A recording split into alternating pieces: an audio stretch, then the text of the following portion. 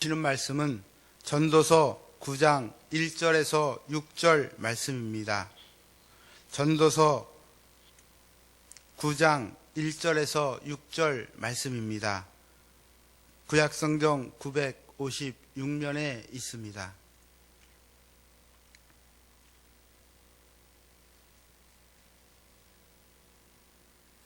저와 여러분이 한 절씩 교독하시겠습니다. 이 모든 것을 내가 마음에 두고 이 모든 것을 살펴본즉 의인들이나 지혜자들이나 그들의 행위나 모두 다 하나님의 손안에 있으니 사랑을 받을는지 미움을 받을는지 사람이 알지 못하는 것은 모두 그들의 미래의 일들임이니라.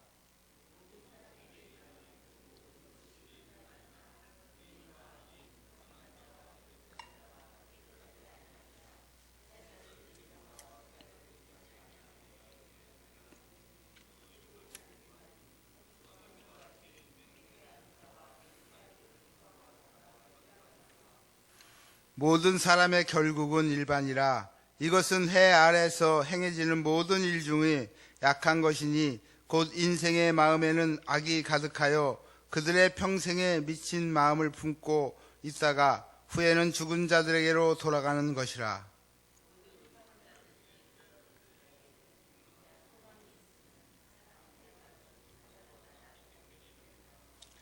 산 자들은 죽을 줄을 알되 죽은 자들은 아무것도 모르며 그들이 다시는 상을 받지 못하는 것은 그들의 이름이 잊어버린 바 됨이니라. 그들의 사랑과 미움과 시기도 없어진 지 오래이니 해 아래에서 행하는 모든 일 중에서 그들에게 돌아갈 몫은 영원히 없느니라. 아멘. 부조리라는 말이 있습니다.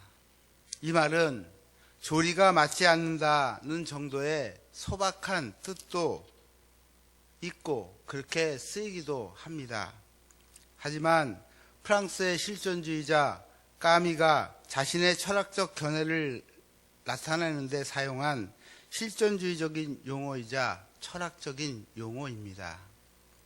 이 부조리라는 말은 인생에서 의의를 찾아낼 희망이 없다는 결론에 이르며 한계 상황적, 절망적인 상황을 가리키는 데 쓰이는 말입니다. 다시 말하면 이 세상에서 인간이 생각하는 것과 실제의 삶은 서로 맞지 않는다. 즉, 모순된 실상이라는 것입니다. 오늘 본문은 부조리한 것이 인생이라면 과연 어떻게 사는 것이 최선인가에 대한 답을 제시하고 있습니다. 알 수 없는 미래에 대한 인간의 한계, 그리고 하나님의 주권을 언급하면서 누구든지 나름대로의 계획과 기대를 가지고 순간을 선택하지만 결과는 알 수 없고 또 누구든지 인생을 자기 뜻대로 경영할 수 없다는 말이기도 합니다. 인간은 미래의 일을 알 수 없고 불확실한 인생을 살아가지만 오직 한 가지 확실한 것은 인간은 모두가 다 죽는다는 것입니다. 모든 인생의 배후에는 하나님의 섭리가 있고 또 사람은 아무도 자기 앞길을 알지 못합니다. 하지만 모든 사람이 어떻게 살았는가에 상관없이 죽음이라는 똑같은 운명에 처해지리라는 것만은 확실하다는 것입니다. 죽음이라는 확실한 미래를 향해서 불확실한 삶을 살아가야 하는 인생이기에 살아있다는 것만큼 가치 있는 것은 없습니다. 따라서 사는 동안 최선을 다해 삶을 살아가는 것이야말로 정말로 그것이 우리 인생의 최선의 길이라는 것입니다. 과거부터 현재까지 이 세상에 살고 있는 모든 사람에게는 세 가지의 공통점이 있습니다. 그 첫 번째는 출생의 공통입니다. 모든 사람은 어머니 뱃속에서 잉태되고 또 어머니 뱃속 안에서 자라다가 모태로부터 출생을 하게 됩니다.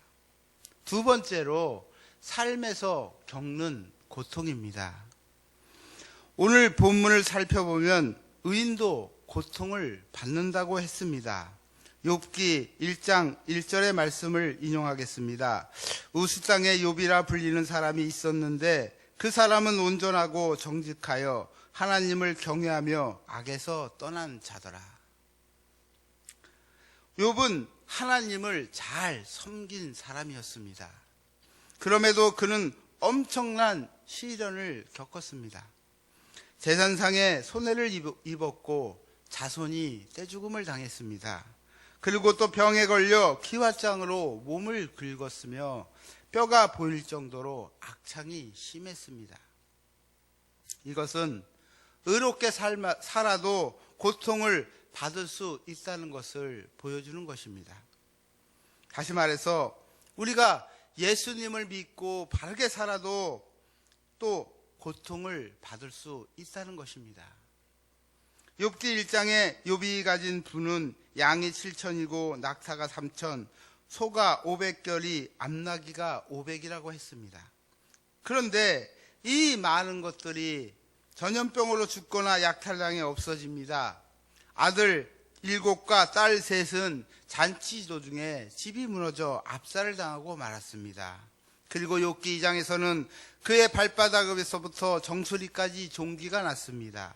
얼마나 가려우면 질그릇 조각으로 몸을 긁어야 했을까요? 그리고 함께 어려운 상황을 이겨내야 할 동력자인 아내마저도 하나님을 욕하고 죽으라는 막말까지 합니다. 이처럼 의인도 고난을 받습니다. 예수님도 고난을 받으셨고 십자가에서 죽으셨습니다. 바울도 또 베드로도 고통을 겪은 것은 마찬가지입니다. 그런데 중요한 것은 이 모든 고통은 하나님의 손에 있고 그것이 하나님의 섭리라는 것입니다. 물론 하나님 밖에서 하나님을 믿지 않는 사람도 고통을 겪습니다. 그러나 의인은 하나님의 손 안에서 고통을 겪습니다. 하나님 밖에서 겪는 고통은 가치가 없습니다. 또한 이길 만한 힘도 주어지지 않고 제기의 힘마저도 주어지지 않습니다. 그러나 하나님의 손 안에서 겪는 고통은 그것 때문에 절대로 파멸당하지 않습니다. 욥기 1장 21절입니다. 욥기 1장 22절을 한번 같이 찾아서 읽어보겠습니다. 욥기 1장 21절 말씀입니다.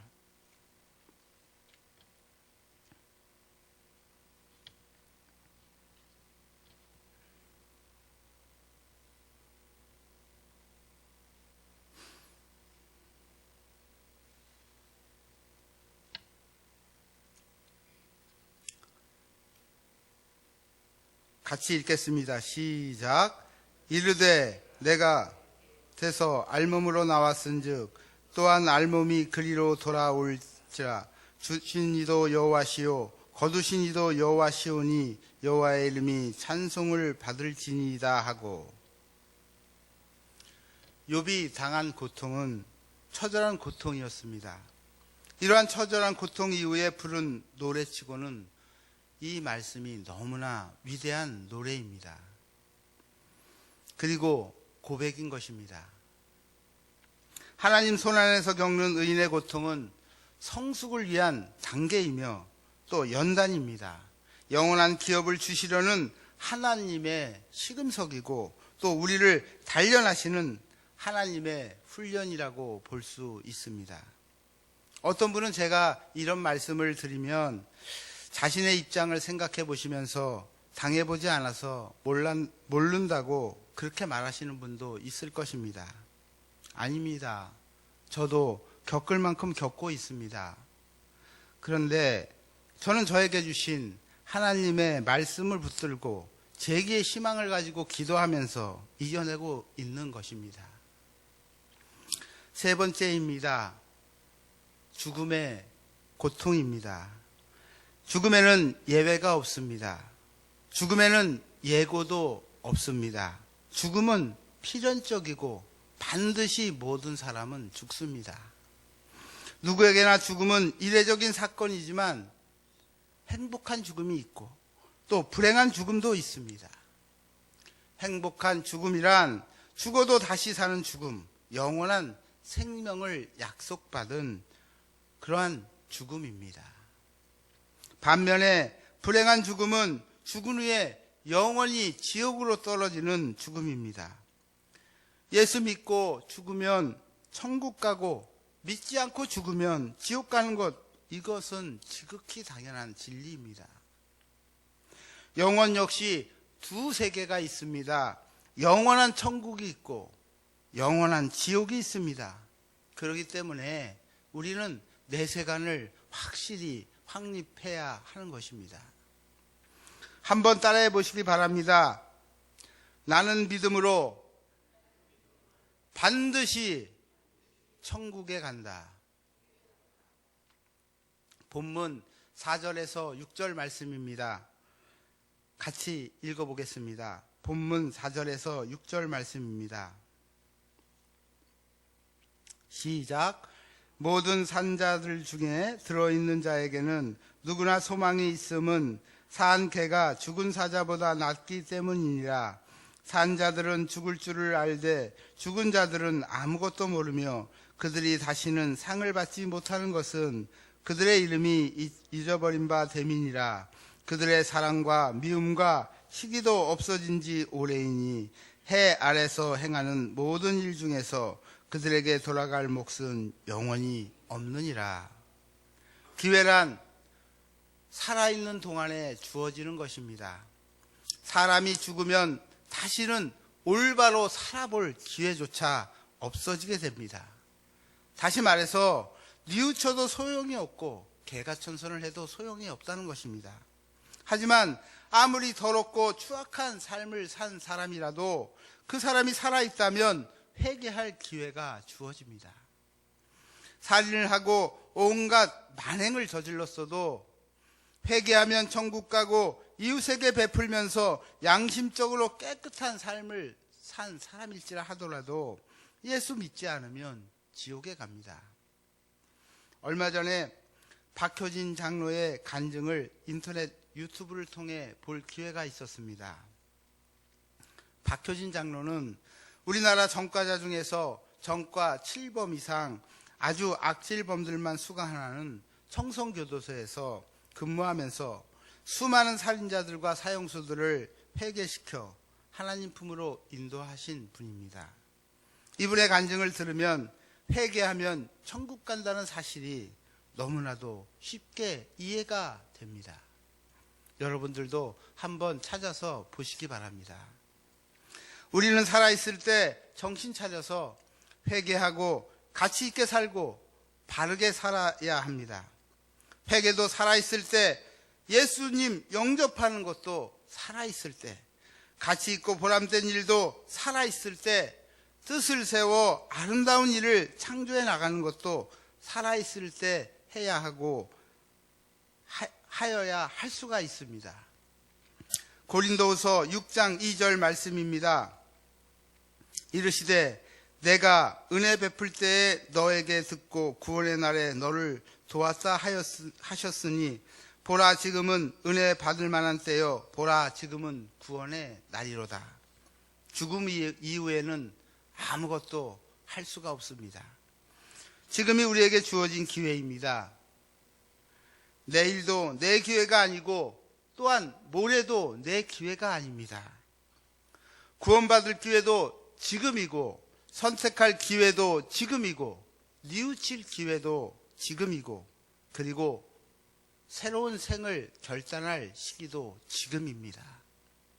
이 오늘이 지나가면 영원히 내 날이 아닌 것입니다.